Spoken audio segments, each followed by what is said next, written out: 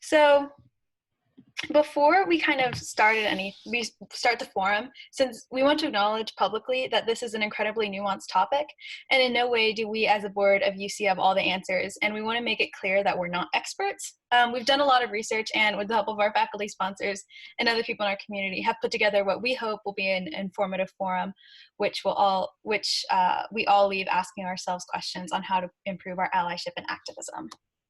So that being said, the 5 things that you see on the screen are some of the points that we as a board came up with to keep in mind whenever having a conversation like the one today. So whether you're talking to people with polar opposite viewpoints or people who share the exact same beliefs, we believe that it's essential to follow the guidelines on screen and if you're to have an actually productive conversation. With every conversation, we hope that people will start with compassion and kindness while addressing uncomfortable situations. We hope that you'll be non-judgmental with your words and actions, and also in that help to normalize changes of opinion and recognize that people are allowed to change and grow.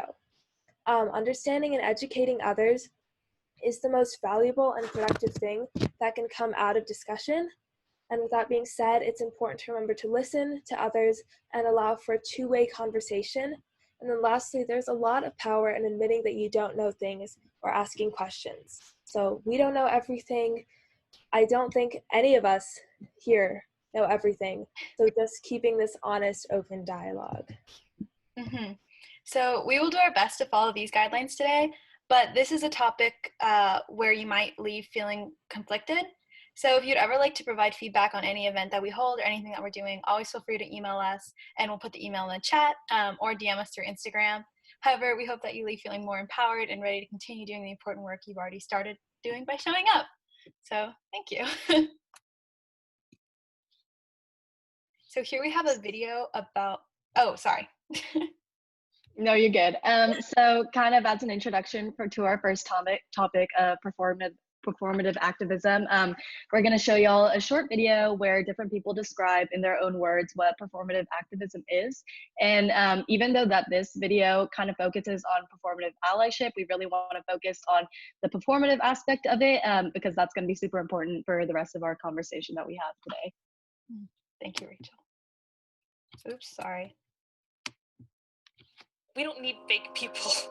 We need people who are honest and true and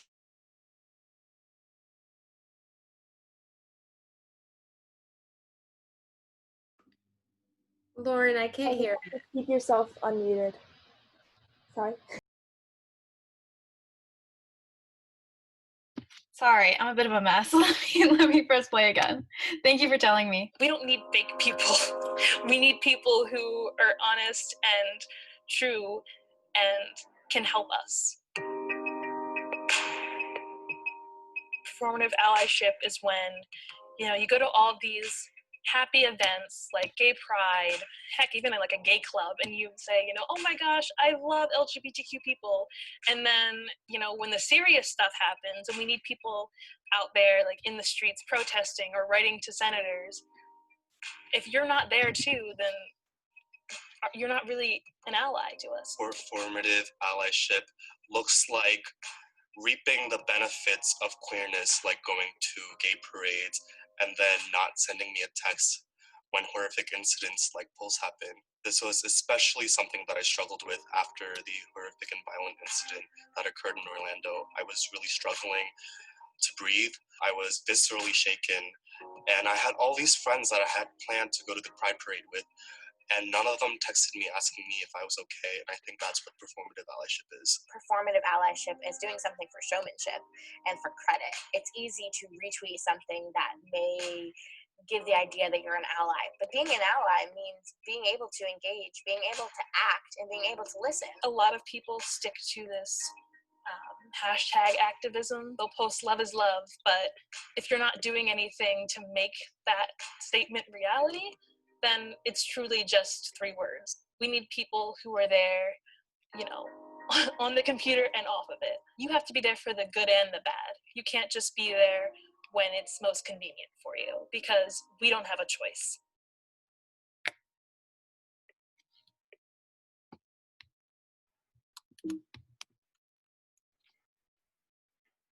Right. So before we go further into the conversation, it's important to understand what performative activism is and learn more about it and competitive wokeness. So these are some questions that I'm just going to go through to talk about performative activism. So the first one is, what is performative activism? So this term usually refers to activism that is done to increase one's social capital rather than their actual devotion to the cause. It's associated with surface level activism, often referred to as slacktivism. Simply, it means that somebody is more willing to post about a cause, mainly for the purpose of showing the others that they care. Most of performative activism is done publicly on Instagram, meaning that the person doesn't privately do anything such as writing to senators or signing petitions or educating themselves. So that's kind of what performative activism is. The next question is, can performative activism be beneficial?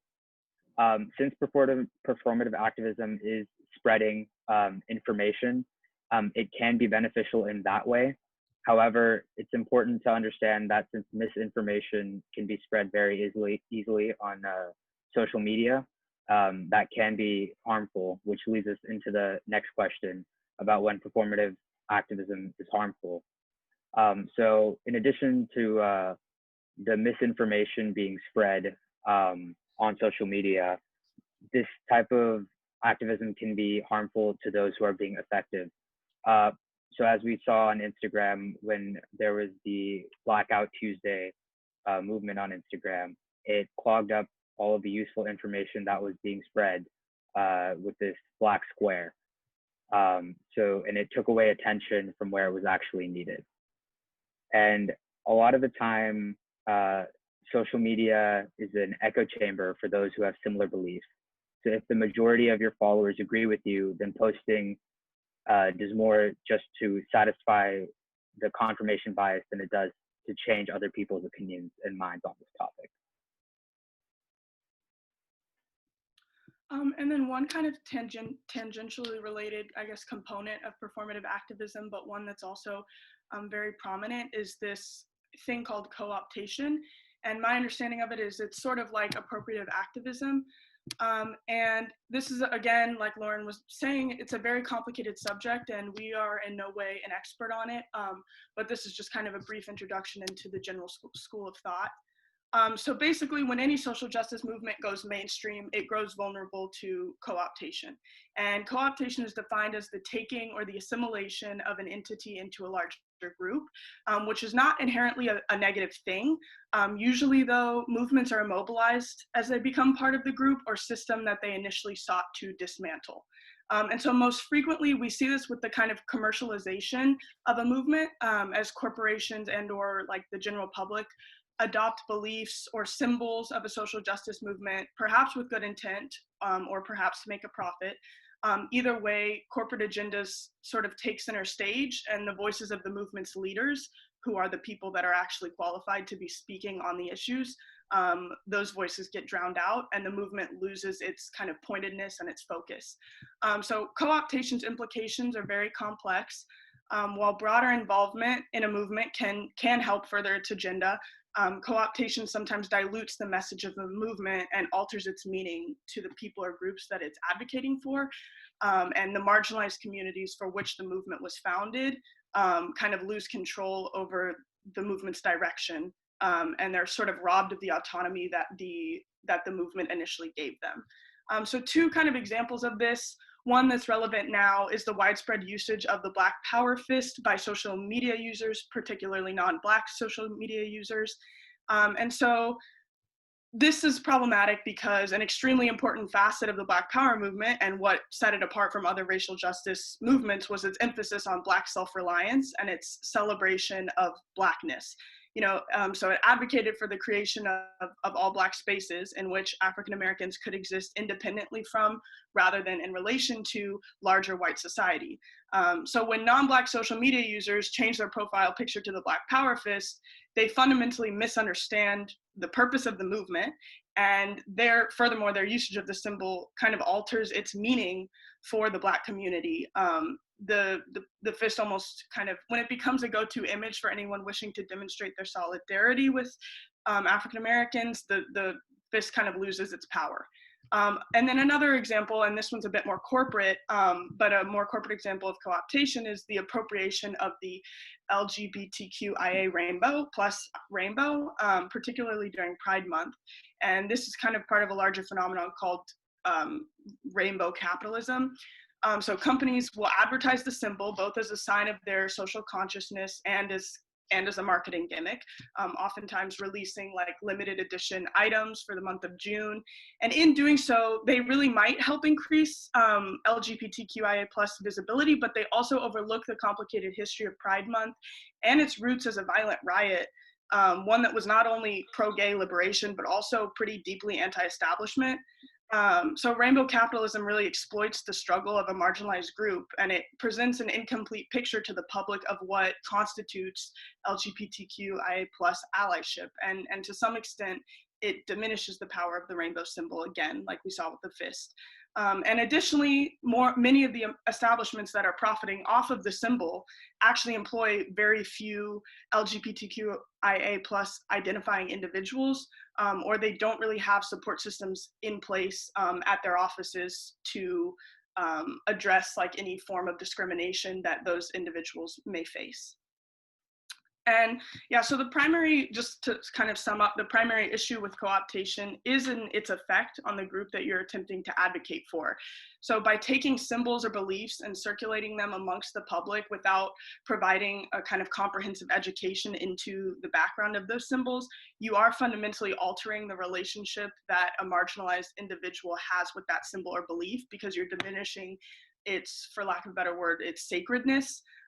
Not everything was intended for mainstream use, and while a movement gaining widespread societal support is essential, the appropriation and then the subsequent mutation of a belief or symbol created by a certain people for a certain people can be extremely harmful to marginalized communities. Thank you for sharing, Nora. So moving on to kind of back to performative activism, here are some examples. Okay, so here are some examples of performative activism, and I guess before we kind of talk about these examples, it's important to acknowledge that these are all from the Black Lives Matter movement, but this is not a new term, and it's existed for years across many causes. So when you first see these examples, when you see the black square or the @ symbol, a lot of this isn't inherently wrong. Having the post is not inherently wrong, but they can be harmful when they're not followed by direct action. They usually don't do much to advance the movement and just relate to someone's social gain. So a prime example of this was the hashtag Blackout Tuesday.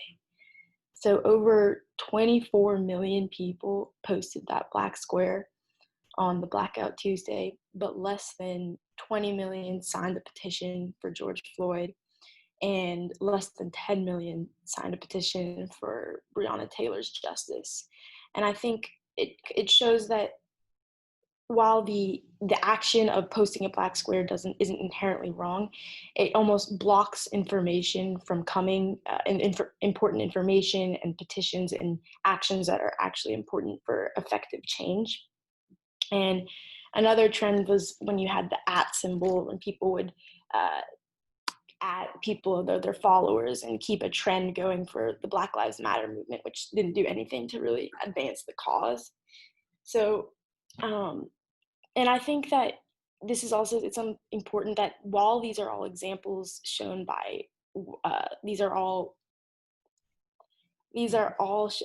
done by white people, or like seen white aggressors, performative activism is something that applies to any identity. So regardless of race, gender, sexual orientation, anybody can act on performative activism.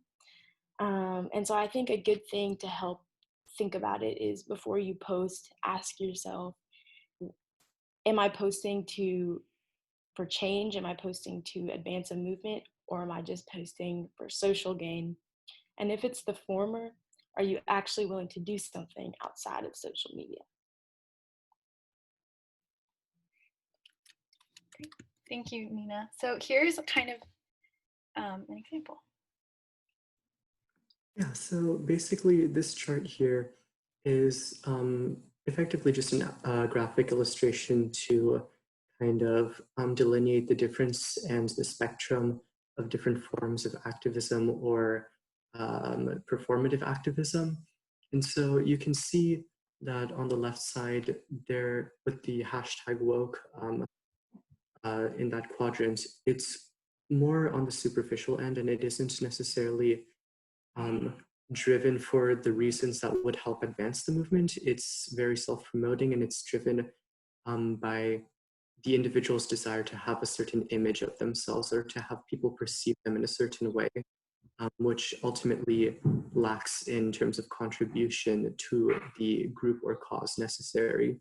And then in the middle, you can see that there's if it involves a greater amount of visibility and it's more driven by the desire to reach audiences, it can be more effective because it lacks the inherent, I guess, lack of drive that someone on the superficial end would have, but it doesn't necessarily reach the effectiveness of someone who's on the activist side, because those types of efforts are much more strategic and focused, and they're focused on specific goals as opposed to creating certain facade or appearance of the individual.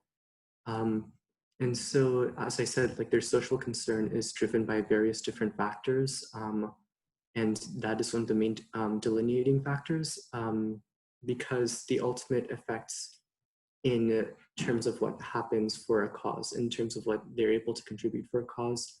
With the performative activism, it's much more shallow and the lasting effects aren't exactly visible or particularly substantial, whereas concentrated activism leads to much more concrete changes. Thank you, Roman. So we're going to move into some discussion questions now.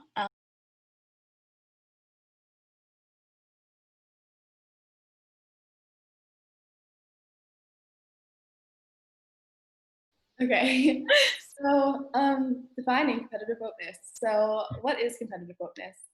Competitive wokeness is the process of using social issues to enhance your own status by comparing your activism and knowledge to others while passing judgments.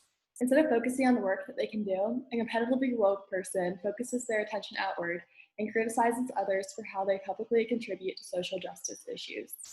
And then, why is competitive wokeness harmful? So competitive wokeness does not help anyone. Firstly, the person who is competitively woke focuses their energy on what they perceive as the lack of activism from others. This is problematic for two reasons. It hinders what the competitively woke person can do as they spend their time on something that is not helpful to the cause. Instead of participating in this harmful culture, the person can spend more of their time actively contributing to what they preach. They can educate others before passing judgment, as everyone is in different stages of their activism and knowledge. Secondly, these call-outs by competitively woke people can contribute to this environment of performative activism. People feel like they have to post to protect their own social status rather than caring or educating themselves about the issue. And finally, is competitive wokeness ever beneficial? It's always good to check in on our own activism and your own intentions. It is always beneficial to try and educate people of different methods to strengthen their activism and to also let them know if they are being insensitive.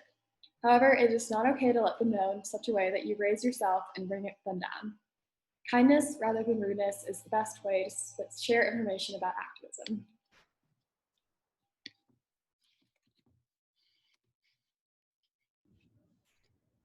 So here's a video explaining competitive wokeness. We just want to put it out there that it's former President Obama speaking in this video, but we want to emphasize and focus on the content rather than any political affiliation. Sorry. Never gonna, this idea of purity and you're never compromised and you're always politically woke and all that stuff. You should get over that quickly. The world is messy, there are ambiguities. People who do really good stuff have flaws. People who you are fighting may love their kids and, you know, share certain things with you. And I think that one danger I see among young people, particularly on college campuses, Malia and I talk about this. Yara goes to school with my daughter. But I do get a sense sometimes now among certain young people, and this is accelerated by social media, there is this sense sometimes of the way of me making change is to be as judgmental as possible about other people.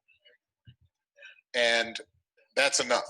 Like if I tweet or hashtag about how you didn't do something right or used the wrong verb, or then I can sit back and feel pretty good about myself because, man, you see how woke I was? I called you out. I'm gonna get on TV, watch my show, watch Grownish. You know, that's not activism. That's not bringing about change. You know, if all you're doing is casting stones, you know, you're probably not going to get that far. That's easy.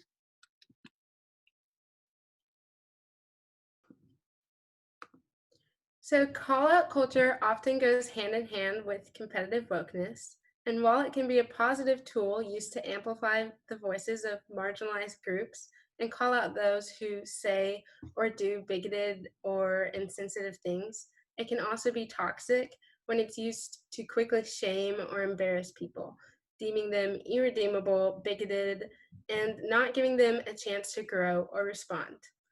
At St. John's, we're trying to create a community of working through issues together and growing. The goal is not to call people out from a seat of superiority. The goal is to improve our school environment.